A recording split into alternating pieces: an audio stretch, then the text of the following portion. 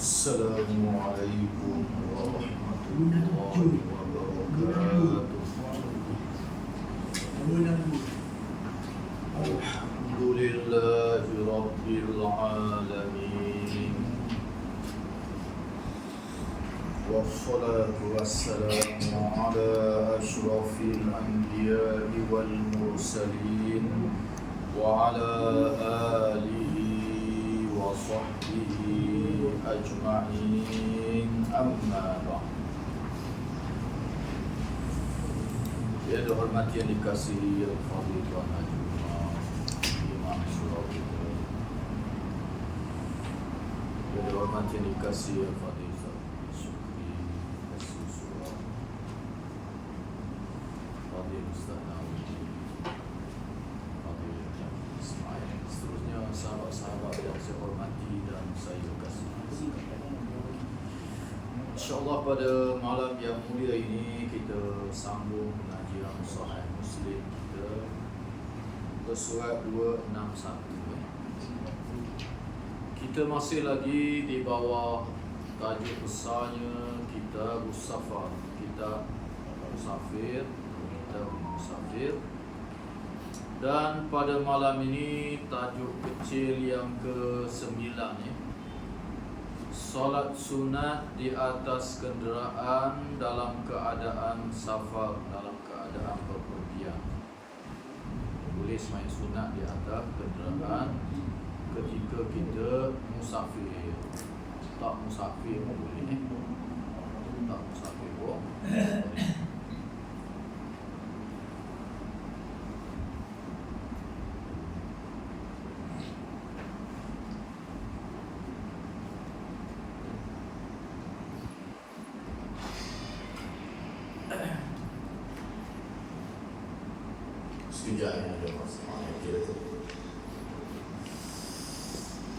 Tajuk yang ke-9, tajuk kecil pada pagi ini, pada malam ini, solat sunat di atas kenderaan dalam keadaan kita musafir. Ani bin Umar radhiyallahu anhuma qala kana Rasulullah sallallahu alaihi wasallam yusabbihu 'ala ar-rahilati qibala ayyi wajhin tawajjaha wa yutiru 'alayha ghayra annahu la yusalli 'alayha al-maktubah. Dari Ibnu Umar radhiyallahu anhuma, dia berkata, Rasulullah sallallahu alaihi wasallam salat sunat di atas kenderaan dengan menghadap ke arah kenderaan itu menghadap. Habis sembahyang sunat di atas kenderaan dalam keadaan menghala ke arah binatang tu hadap ke mana. Okay. Dan baginda juga solat witir, namun baginda tidak pernah solat wajib di atas kenderaan. Manakala sembahyang fardu, Nabi tak pernah buat di atas kenderaan. Kata Abdullah bin Umar radhiyallahu ta'ala anhu. Al-Imam Ibn Hajar di dalam kitab dia Fathul Bari menyebut pandangan Al-Imam Ibn Battal rahimahullah ta'ala anhu bahawa kita boleh melakukan solat sunat di atas kenderaan. Hukum ini disepakati oleh semua para ulama, menjadi ijma' disepakati. Kerana dalil-dalil yang terang yang ada dalam Sahih Muslim dan juga dalam Sahih Bukhari yang lain-lain, Nabi ada sembahyang di atas kenderaan, kecuali sembahyang fardu. Ni kita kena turun sembahyang atas tanah, sembahyang dalam keadaan biasa, kecuali dalam keadaan darurah dan ada halangan, maka sembahyang fardu pun boleh kita buat di atas kenderaan jika sekiranya ada halangan dan ada darurah dan keperluan. Sembahyang sunat tak ada keperluan pun tak apa, boleh sembahyang di atas kenderaan. Begitulah yang sabit daripada hadis-hadis yang sahih yang datang daripada Nabi sallallahu alaihi wasallam yang diriwayatkan oleh ramai para sahabat, bukan saja oleh Abdullah bin Umar, oleh Jabir bin Abdullah dan lain-lain para sahabat radhiyallahu taala anhu.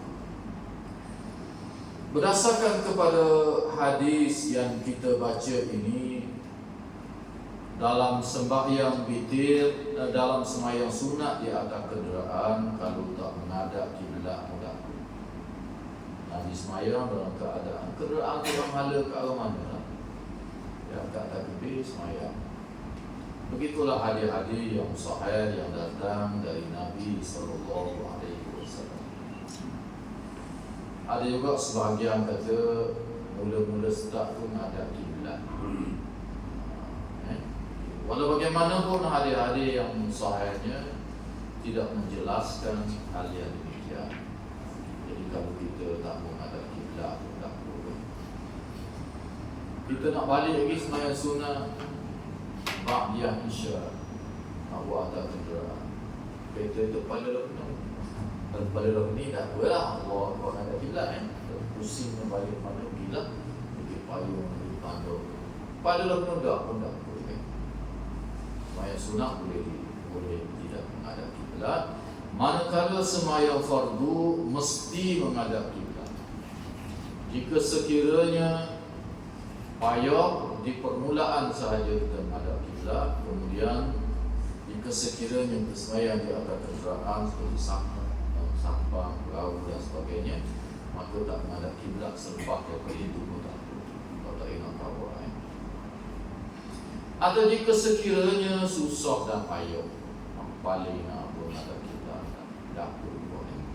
Daurah dan payah dan. Tapi kalau tak ada masalah, sembahyang fardu ni Nabi turun daripada kenderaan dia sembahyang di bawah.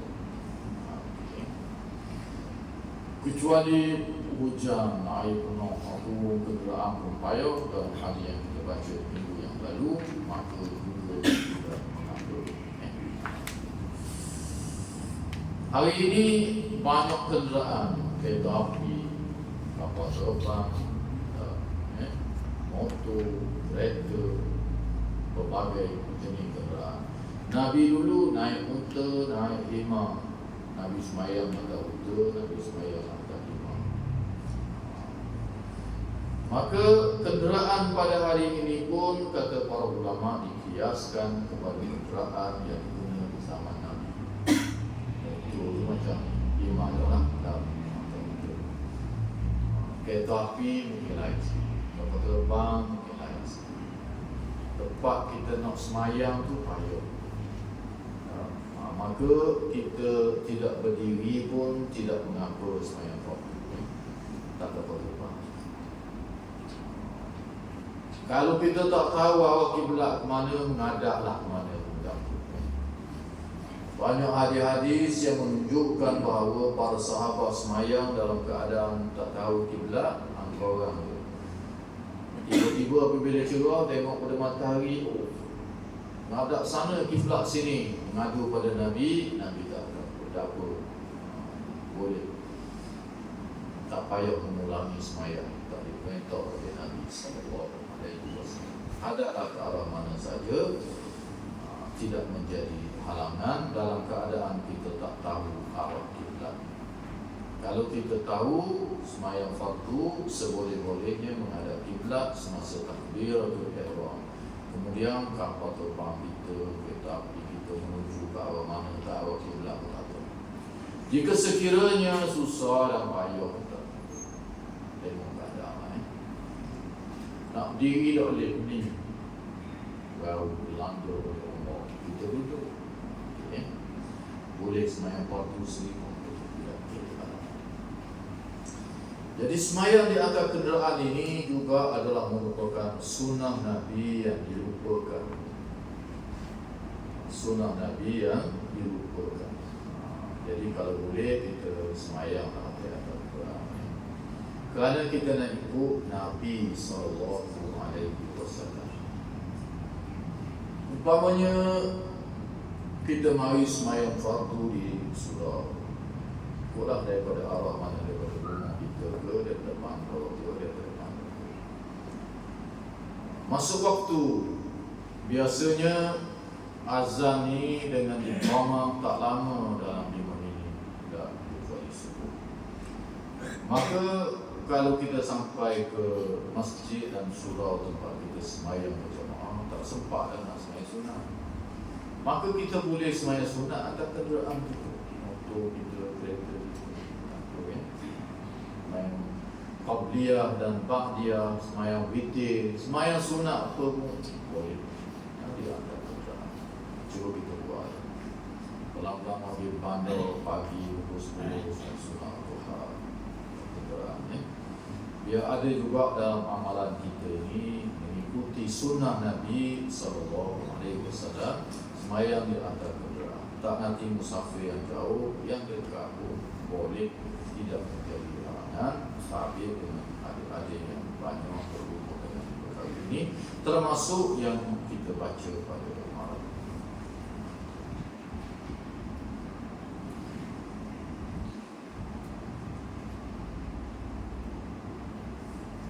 Giring orang rumah ada wayak sebab tu orang semayang ni. Nanti tengah-tengah jalan dia pasar, dia tanya kita, nak beli ikan benda ini abang, nak makan apa? Kediri ke merah, senyap dia kita tak jawab.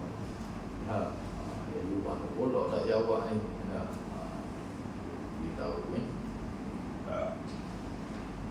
Ikan merah tu boleh. Ikan merah. Ikan merah. Itu batas saya. Kalau kita tak ingat nak wayak, dia soal tak kat tangan. Kerana kita sedang semayang. Nanti dia tu aku tak jawab ni. Mahu apa dah angkat tangan. Sebagaimana dalam hadis yang sebelum ini kita baca, Nabi dalam musafir, Jabir bin Abdullah mai ke belakang kenderaan Nabi, beri salam kepada Nabi. Nabi duduk atas kenderaan tengah semayang. Nabi kat tangan macam ni. Selepas daripada itu Nabi surah semayang, barulah Nabi beritahu kepada Jabir bin Abdullah, tadi saya tengah semayang, sebab itu saya tak jawab salam, sekarang aku saya jawab. Tahu dia juga dalam semayang ni nak jawab salam ni. Jadi kita boleh buat isyarat dengan tangan kita sedang solat. Rukuk sujud dengan isyarat jelas biarlah sujud itu rendah sikit daripada Allahu Akbar. Sallallahu Allahu Akbar, rendah sikit biar nampak depan, nampak kan.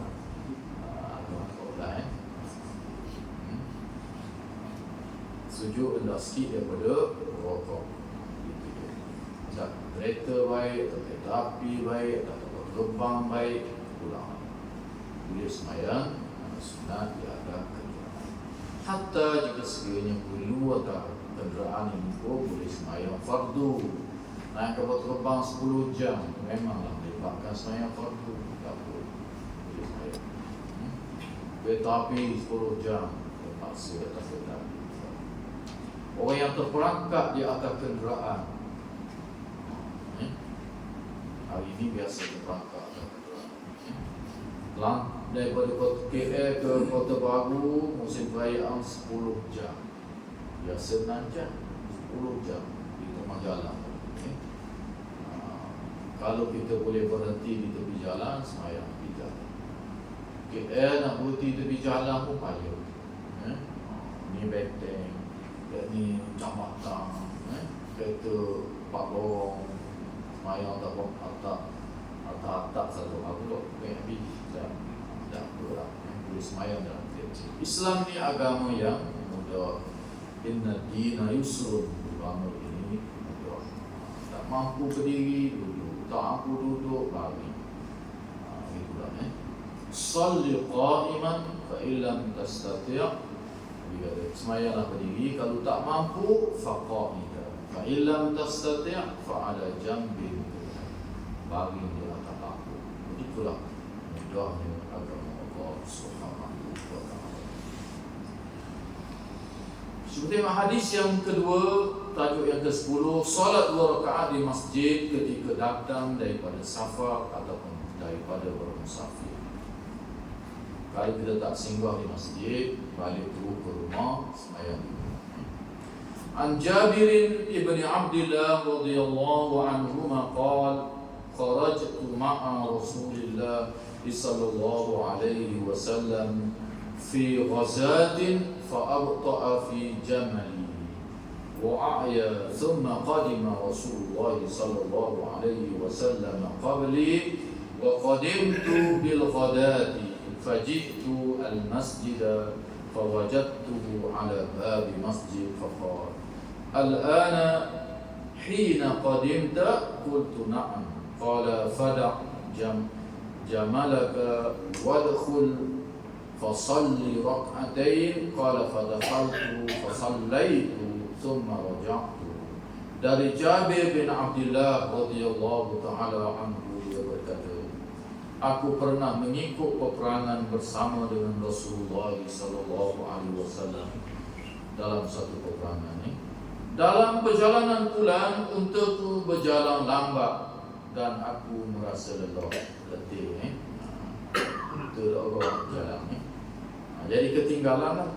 Kemudian Rasulullah sallallahu alaihi wasallam datang sebelum itu. Nabi melintasi aku.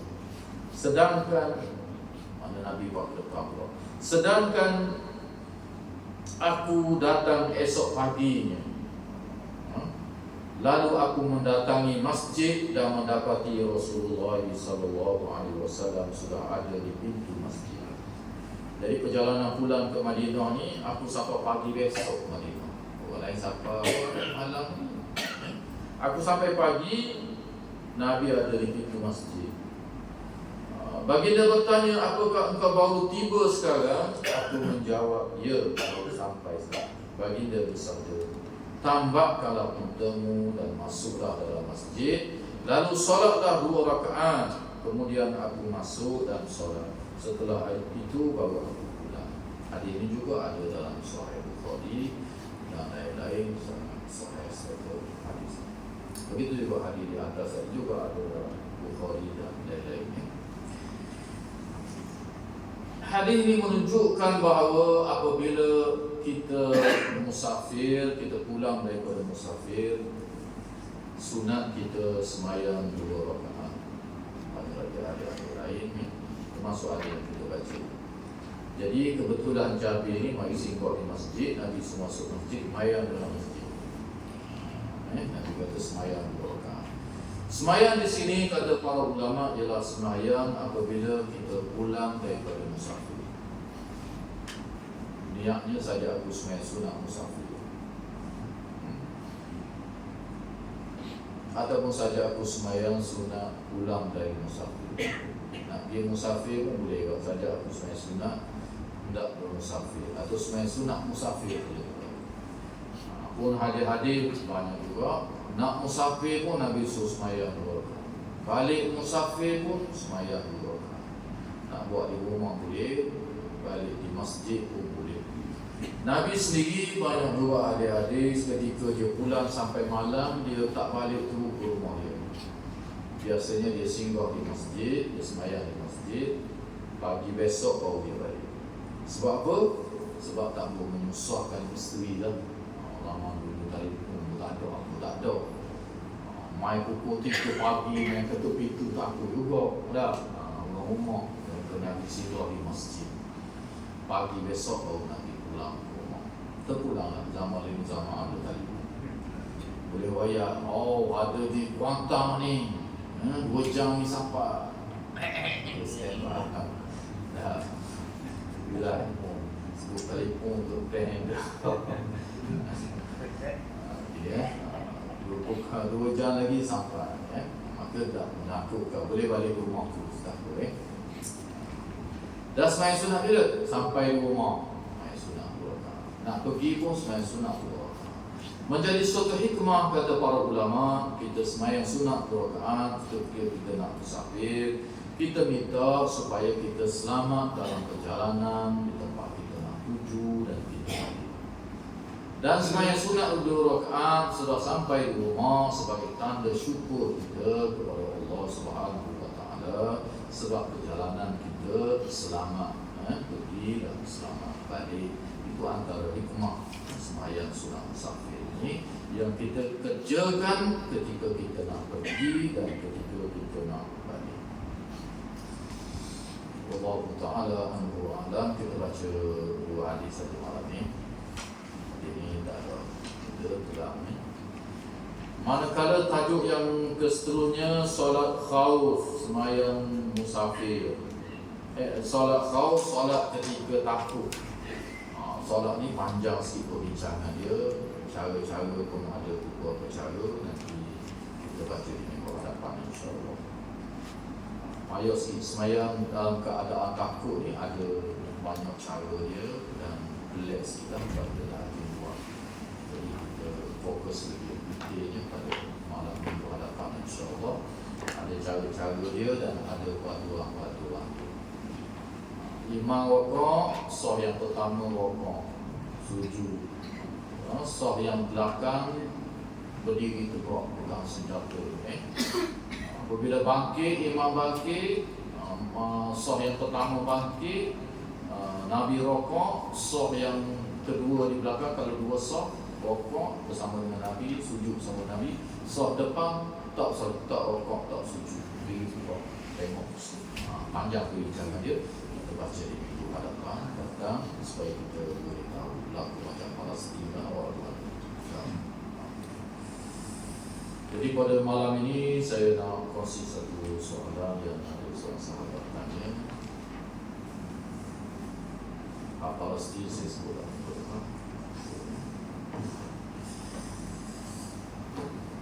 Dia tanya ada orang ambil air sembahyang sampai basuh paha tangannya. Kaki pula sampai ke lutut. Ambil air sembahyang. Bagaimana? Ya ke dia ambil? Sampai basuh sampai ke tepi. Okey. Cantik soalan dia. Dan kita telah baca dulu dalam bab wudu dalam tahun yang lalu. Mungkin dia ingat dah ada pengadilan yang tak. Cantik soalan ini, jadi saya kongsi dan saya pada sahabat-sahabat itu. Di mana ini adalah termasuk di antara sunnah yang ditinggalkan oleh sebahagian besar umat Islam. Termasuk tadi sembahyang tak kenderaan. Banyak orang tak tahu, tak buat. Biasa buat, para sahabat biasa buat. Sembahyang nak musafir, balik musafir, jarang orang melakukan kecuali yang belajar. Begitu juga berkenaan dengan kita mengambil wuduk ini membasuh melebihi daripada had yang disebut di dalam Al-Quranul Karim dan juga di dalam hadis. Sebenarnya adalah disunatkan dan disyariatkan dengan hadis-hadis yang sahih, yang terang, yang ada dalam Sahih Bukhari, Muslim dan juga dalam Sunan. Di antaranya dalam Sahih Muslim diriwayatkan daripada Abi Hurairah radhiyallahu taala anhu, daripada seorang ulama tabi'in. Satu hari Abi Hurairah tengah berwudu. Dia duduk seorang. Lalu ulama tabi'in ini menghampiri dia daripada belakang.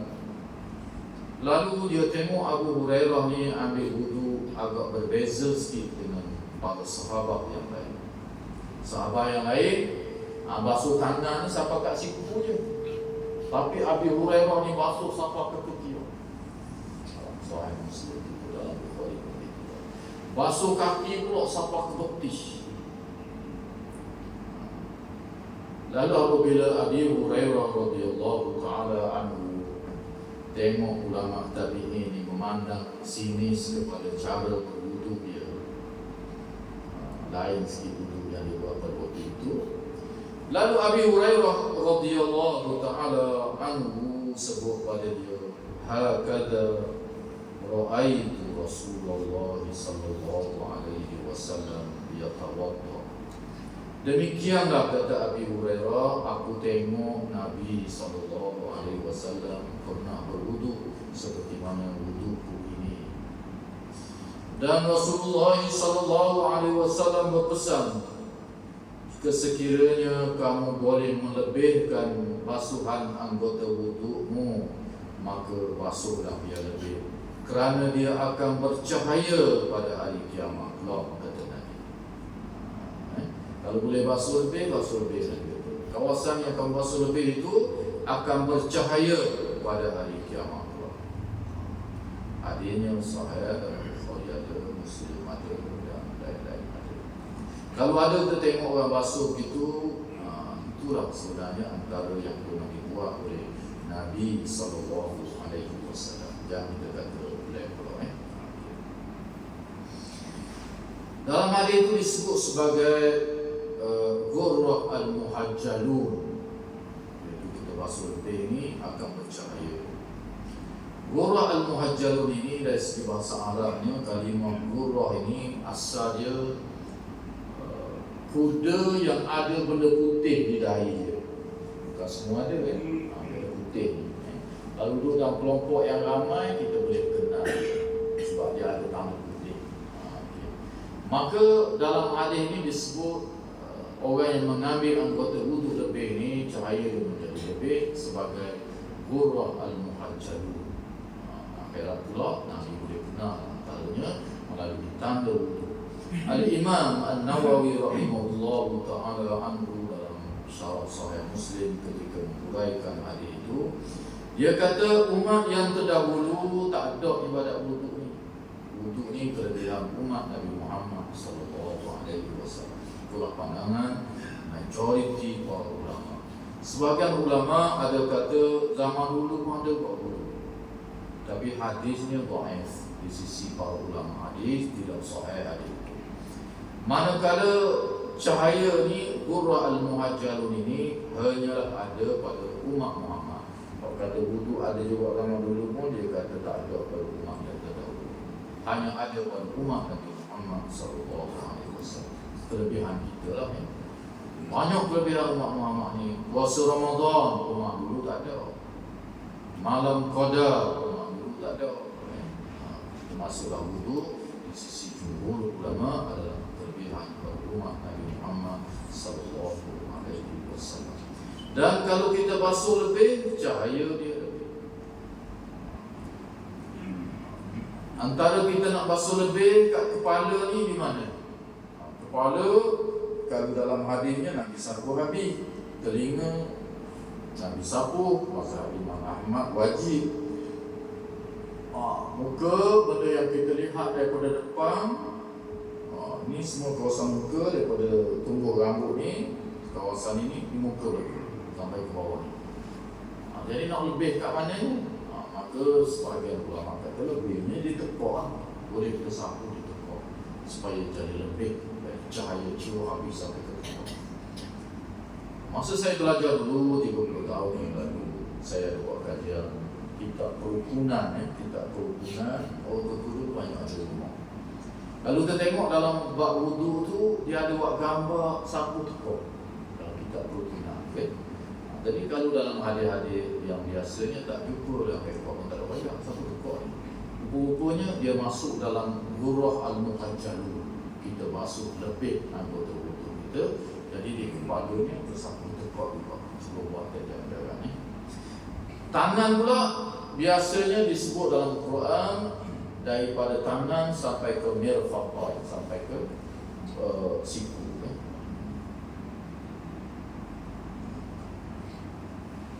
Wagsilu aydiyakum ilal marafiq, sampai ke siku. Nabi buat sampai ke siku ada. Tetapi ada juga Nabi basuh sampai lebih daripada siku, sampai ke ketiak ni, sampai ke lambung lengan, dan ada sampai ke ketiak. Sebagaimana disebut oleh Abi Hurairah yang saya sebutkan tadi.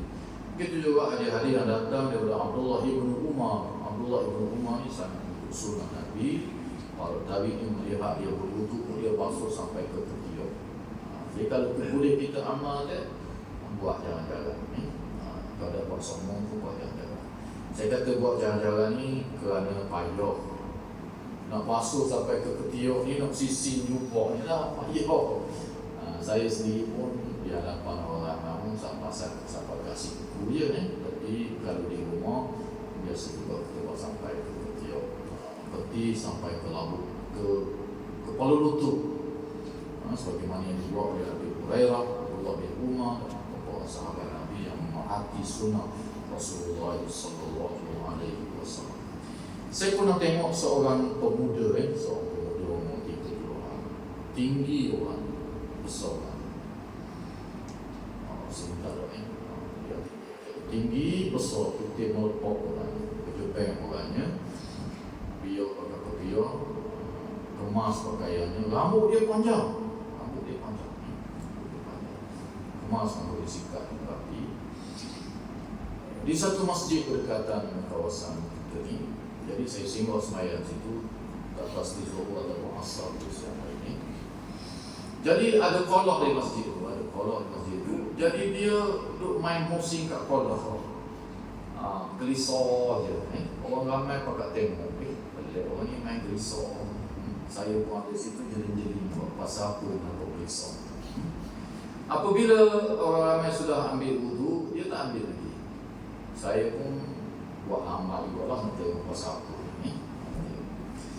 Jadi orang ni apabila tinggal tak apa-apa orang kat kolong ni, dia petak baju dia. Dia pakai baju sweater, baju t-shirt yang lengan panjang ni. Memanglah payah nak basuh tu tadi dah. Dia cabut baju dia. Dia ikat tubuh dia.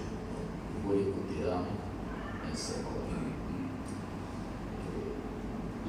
Orang ramai tengok pelik lah pasal apa ni pasal apa baju ni lah. Dan orang kata seorang ni, saya pun tak berdiam kan. Berhati tengok apa dia yang dia buat.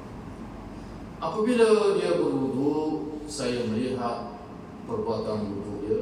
Saya pun pelewatkan wudu, saya tengok dia. Jeling lah tak tengok sekolah ni. Rupa-rupanya dia mengambil wudu mengikut sunnah Nabi sallallahu alaihi wasallam. Orang ramai mungkin mandang, tak betul lah ni tadi. Tapi saya tengok daripada awal dia berwudu, dia basuh tangan mula-mula 3 kali, kemudian dia berkumur 3 kali, dia masuk air dalam hidung 3 kali, dia tertib dan terningnya, kemudian dia basuh mukanya 3 kali. Kemudian selepas itu dia basuh tangan. Basuh tangan ni lah baru saya tengok. Basuh tangan ni, dia basuh sampai ke atas ni, ke ketiak ni, ambil pasir ni. Tu yang dia pecah baju tu. Dia nak pakai twister dia tak boleh nak basuh sampai ke sini. Belah ni pun dia tu basuh sampai ke atas ni. Kemudian dia sapu kepala. Masa sapu kepala ni saya tengok dia sapu dengan kedua-dua tangan. Rambut dia panjang, sapu dengan sampai ke belakang. Dia pusing balik. Lepas tu dia pusing balik. Orang ramai tengok, beberapa orang yang ada di situ lah tengok sinis. Tapi saya dalam hati saya, rupanya pemuda ini bukan sebarangan orang. Belajar sunnah dia, tahu dia sunnah-sunnah Rasulullah sallallahu alaihi wasallam. Yang dia buat itu menepati sunnah. Yang telah kita baca dulu. Orang disapu habis kepala dia. Rambut panjang tu maknanya ikut sunnah. Rambut panjang ni ada yang jenis kuno, rok dan sebagainya, maknanya ikut sunnah. Saya zaman mula-mula ajak tahu rambut panjang kau ikut sunnah. Tapi zaman tu zaman rok. Dia kata rok pula kita. Jadi tak terjadi pakai learning. Baru ni saya mengajar satu sebab tu, satu masjid lah yang saya mengajar. Saya mengajar Sahih Bukhari satu, Mukhtasar Sahih Bukhari. Pengurusi masjid dia kata, ustaz ni kita panggil jangan jaga lah seorang sekali. Tapi orang ramai tak suka, dia kata rambut panjang ustaz dia kata. Rambut panjang. Ustaz Terengganu je rambut dia panjang. Dah tidak ayah panggil ya ustaz dia. Saya kata jangan panggil lah, dia belajar luar negara. Saya kata dia rambut panjang ni dia ikut sunnah.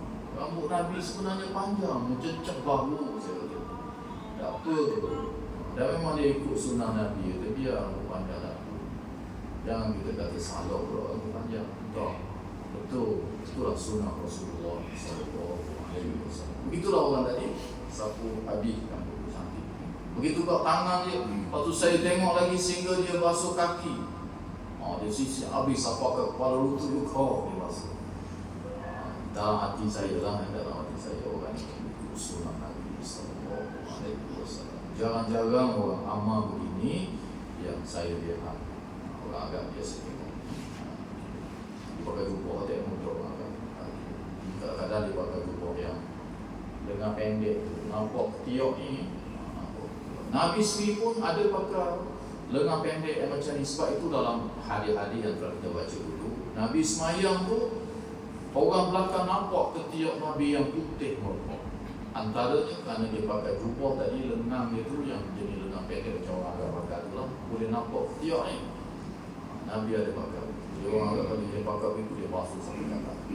Dan ianya sabit dalam Sahih Bukhari, sabit dalam Sahih Muslim, dalam sunnah-sunnah bahawa Nabi ada basuh demikian rupa. Dalam Sahih Muslimnya lafaz Abi Hurairahnya dia kata hakadha ra'aitu Rasulullah sallallahu alaihi wasallam yatawadda, demikianlah aku tengok Rasulullah sallallahu alaihi wasallam berwudu. Jadi sunnah. Kalau kita tak buat semua pun di rumah buatlah. Saya di rumah buat. Tempat rumah tak buat ni bukan tak buat. Payah tak tidak kita mari pakai jubah kan. Sising kena pecah. Jadi satu kaulah. Macam orang tadi tu dia cabut ke bawah baju dia, ikat tubuh dia, dan dia berwuduk. Dia tertib sekali, cantik sekali saya tengok. Dan kalau kita boleh buat di rumah pun tak perlu. Abu Hurairah pun dia buat tempat tak ada orang juga, betul orang tu mari belakang tengok. Tapi Abdullah bin Umar dan sahabat-sahabat lain pun buat. Nanti para yang ramai untuk dijadikan contoh. Kalau kita tak pernah buat, nanti esok pagi besok subuh nak tidur sunat berwuduk, cuba buat sekali. Yang tidak tak ingat. Benda-benda sunnah ni kita dengar, kita buat, kita amal. Kalau kita tak amal, tak buat, berlalu seminggu, 2 minggu, tak ingat lah. Jadi kalau kita biasa buat, benda itu sentiasa datang dalam pemikiran kita, dalam pikiran rumah pikiran kita, sunnahnya begini. Kita buat. Tengok kita buat tu mari sunnahnya begini, kepala sapu habis, kita pun sapu boleh patuh. Dalam semayang baik, walaupun singkat, sunnahnya begini, sunnahnya begini, sunnahnya begini. Kalau mari begitu, sentiasa mari begitu dalam hidup kita seharian, tanda kita cinta Nabi dan cinta Rasul. Hari akhirat kelak kita dibicarakan, dipanggil fitnatul mizan, dibicarakan di hadapan Allah. Cara dengan apa? Cara dengan undang-undang Quran dan hadis Nabi, sunnah Nabi. Itulah yang menjadi panduan perbicaraan. Ikut Quran dah, ikut sunnah ke dah? Ikut Quran, ikut sunnah, tak ikut Quran, tak ikut sunnah, tak apa nak faham. Panduannya Quran, sunnah. Kalau sunnahnya ada, sahih datang daripada Nabi, orang tak buat pun iya. Kita buat kan ikut sunnah. Sapu kepala Abi tadi, masa saya belajar 30 tahun lebih yang dulu, dalam Sahih Bukhari dengan seorang guru, Abdul Rahman Al-Fatani. Seorang tu dia kata, orang tak buat ni tu tak buat bina, orang tak buat ni langsung kira orang dia. Kita kira sunnah sahabat hadis tu sahih, kita ikut Nabi. Jangan kita ikut orang, kita ikut Nabi. Dan Nabi buat, kita buat. Nabi situ orang tak buat pun, seluruh masyarakat tak buat pun, tapi dia sahih datang daripada Nabi. Ada dalam Sahih Bukhari, Sahih Muslim, 2 kitab yang paling sahih di atas muka bumi selepas Al-Quran. Sahih Bukhari, Sahih Muslim, kita amal. Nabi situ orang tak amal sekalipun. Bak satu kepala tu saya dah sebut bagi yang perlu dengar. Dia kata kamulah pula bayar kepada masyarakat nanti. Okay? Kamulah pula bayar. Masyarakat orang Melayu ni, dia bertani baik, Malaysia baik, sapu kepala macam ni, sekali, 2 kali, 3 kali. Dia sendiri pun kata tak tahu ambil mana orang lain. Imam Syafi'i, Orang tanya dia bagaimana kalau kena berponggat rambut, dia kata sah, dia ijtihad masa ini. Tapi Imam Syafi'i sendiri ikut sunnah Nabi sapu habis. Mazhab Hambali wajib sapu habis, kalau tak sapu habis tak sah. Memang takut akhirat cek. Nabi sapu habis itu tak apa habis. Tak ada. Yang menjadi keterangan kepada Al-Quran ialah sunnah Nabi SAW.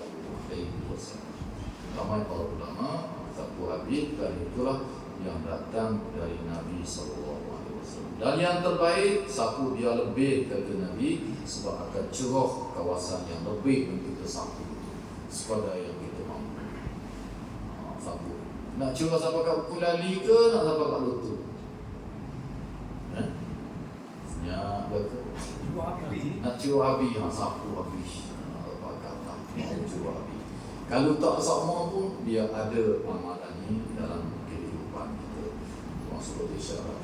Sebab itu saya berkata kita pada malam ini, insyaAllah kita sambung berhadapan insyaAllah dengan cara-cara sembahyang dalam keadaan peperangan dan takut. Yang juga masyarakat kita tak tahu bila mana Allah. Saya yakin tak tahulah kecuali yang belajar. Jadi insyaAllah datang dan dengar penjelasan nanti bagaimana sembahyang dalam keadaan takut. Berjemaah seorang bagaimana, berjemaah bagaimana dalam keadaan takut dan sangat takut dalam peperangan dan sumpah. Sebab itu saya beriak kita pada malam ini. Aku qauli hadza wa astaghfirullahal azim li wa lakum. Wassalamualaikum warahmatullahi